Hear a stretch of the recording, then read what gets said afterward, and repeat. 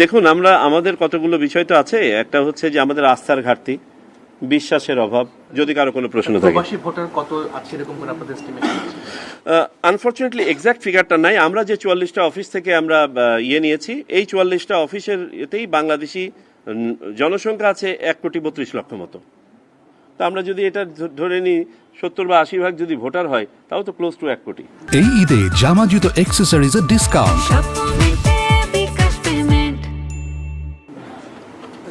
শুধু ভোটার, যারা ভোটার তারাই দিবে ভোট, নাকি বাংলাদেশি যারা ভোটার যোগ্য, যেমন আমার পাসপোর্ট আছে কিন্তু আমি ভোটার না? না, আমরা প্রক্সি ভোট যেটা সাজেস্ট করতে, এটা শুধুমাত্র প্রবাসীদের জন্য সাজেস্ট করছি। আর বাংলাদেশিদের জন্য তো পোস্টাল ব্যালট সিস্টেম আছে। প্রবাসী যারা থাকেন, যারা ভোটার হয়েছে, শুধু তারা ভোট দিবেন নাকি? জি, যারা ভোটার হয়েছেন, ভোটার তালিকায় নাম থাকতে হবে। ভোটার তালিকায় যাদের নাম আছে, উঠছে।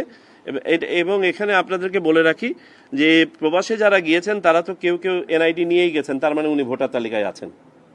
আর আমরা 7টা দেশে, ইতোমধ্যে 9টা দেশ হয়ে যাবে, 9টা দেশে আমরা ভোটার নিবন্ধন কার্যক্রম চালু করেছি। যারা ভোটার তালিকায় নিবন্ধিত আগে হন নাই এবং এনআইডি কার্ড পান নাই, তাদের জন্য এই 9টা দেশে আমরা সেবা চালু করেছি।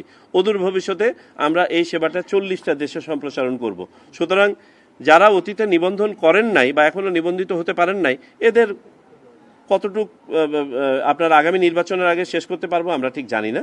তবে আমরা যেসব দেশে ডিপ্লয় করেছি এগুলোতে তো একটা উল্লেখযোগ্য সংখ্যক আসবে। বাট আমাদের যেহেতু প্রবাসী বাংলাদেশের সংখ্যা অনেক, এবং আমরা ধারণা করি যে একটা সংখ্যা তো যারা অনেক আগে বাংলাদেশ থেকে গিয়েছেন, এখনো পর্যন্ত ভোটার তালিকায় অন্তর্ভুক্ত হন নাই, এনআইডি নেন নাই, তাদের জন্য হয়তো আমাদের আরো কিছু সময় দিতে হবে। স্যার, এই পুরো প্রক্রিয়াটা শেষ করতে আনুমানিক কতদিন সময় লাগবে? এক, আর দ্বিতীয়ত হচ্ছে এটার সামনে চ্যালেঞ্জ কি মনে করছেন? আচ্ছা, প্রথমত হচ্ছে আপনাদেরকে তো শুরুতেই আমি বলেছি চ্যালেঞ্জগুলো কি। একটা চ্যালেঞ্জ হচ্ছে আমাদের অনলাইন কোনো সিস্টেম, গ্লোবালি ইউনিভার্সালি অ্যাকসেপ্টেড কোনো সিস্টেম আমাদের হাতে নাই। এরকম যদি থাকতো তাহলে তো আমরা রেডিলি, আমরা বলি না you don't reinvent the wheel, আমাদের কাছে যদি একটা হুইল থাকতো আমরা তো ওইটাই লাগিয়ে দিতাম। সো আমাদের জন্য একটা নতুন একটা সিস্টেম আমাদেরকে ডিভাইস করতে হচ্ছে।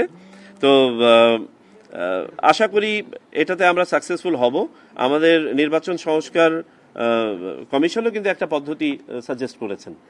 তো আশা করি আমরা একটা কার্যোপযোগী পদ্ধতি করতে পারবো। এটা একটা চ্যালেঞ্জ বটে। আর আপনি যেটা বললেন যে কতদিন সময় লাগতে পারে, it will depend on what kind of platform আমরা we are trying to develop. এটা বিশেষজ্ঞরাই বলতে পারবেন কত সময় লাগবে। তবে আশা করি আমরা আপনাদেরকে লেটেস্ট বাই 15 এপ্রিল বলতে পারবো কতদিন লাগবে।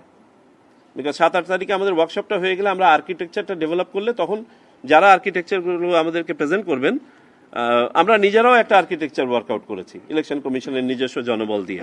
তো সেটা আর এখানে আমি অবতারণা না করি, যেহেতু এটা ওয়ার্কশপের মাধ্যমে যাবো আমরা, সেখানে হয়তো এটাও প্রেজেন্ট করতে বলবো।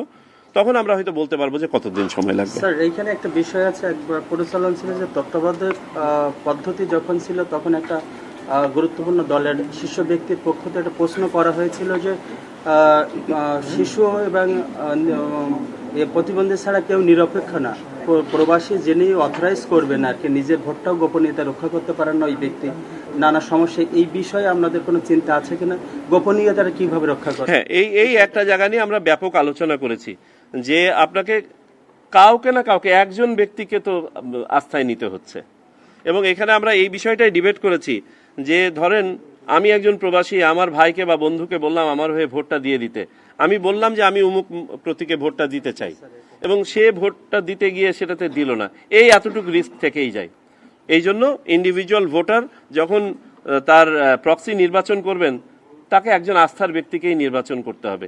এতটুক ইম্পিউরিটি নিয়েই আমরা এই পদ্ধতিটা কিন্তু সাজেস্ট করছি। পরিচিত জন আছে, একজন করে শুনি। জি জি, উদাহরণ হিসেবে আমরা যে দুটি দেশকে দেখতে পাচ্ছি, ইংল্যান্ড এবং অস্ট্রেলিয়া, ওরা গণতান্ত্রিক ভাবে তাদের মন মানসিকতা শিক্ষা আমাদের চেয়ে অনেক এগিয়ে। তো এটা আমার মনে হয় যে স্যার এটা প্রশ্ন হইতে পারে। দেখুন, আমাদের কতগুলো বিষয় তো আছে। একটা হচ্ছে যে আমাদের আস্থার ঘাটতি, বিশ্বাসের অভাব, আর পাশাপাশি আপনি যে কথাটা বললেন একজন ব্যক্তি আরেকজন, অন্ততপক্ষে ন্যূনতম আমরা এতটুকু জায়গাতে আস্থা রাখতে হবে যে একজন ব্যক্তি অন্ততপক্ষে তার পরিচিত একজনের উপর তো আস্থা রাখতে পারবে, আর তাও যদি না হয় তাহলে আমরা কোথায় গিয়ে দাঁড়াবো? সেক্ষেত্রে আপনারা নির্দিষ্ট কোনো তালিকা করবেন কিনা যে শুধুমাত্র যে ব্যক্তি বিদেশে আছে? আমরা এই পর্যন্ত যেটা প্রপোজ করছি যে এটা ব্যক্তির চয়েস। আমরা প্রথমে ভেবেছিলাম নিকটাত্মীয় দিব, তো নিকটাত্মীয় দেখা যাবে তাহলে আমাদের অপশনটা লিমিটেড হয়ে যাবে। নিকটাত্মীয় ডেফিনেশন আমরা তৈরি করেছিলাম, পরে আমরা সেখান থেকে সরে এসে প্রস্তাব করতে চাচ্ছি উনিই নির্বাচন করুক, উনি কাকে দিবেন, সেটা আত্মীয় না বন্ধু না পরিচিত জন, উনি নির্বাচন করুক। যাই হোক, এগুলো সবই কিন্তু আপনার কন্ডিশনাল, প্রোভাইডেড আমরা এই সিস্টেমটা অ্যাডপ্ট করি, একসেপ্ট করে আমাদের স্টেক হোল্ডাররা অনলি দেন। এগুলো হচ্ছে আমি বলবো যে আরো পরের প্রশ্ন। তো থ্যাংক ইউ ভেরি মাচ।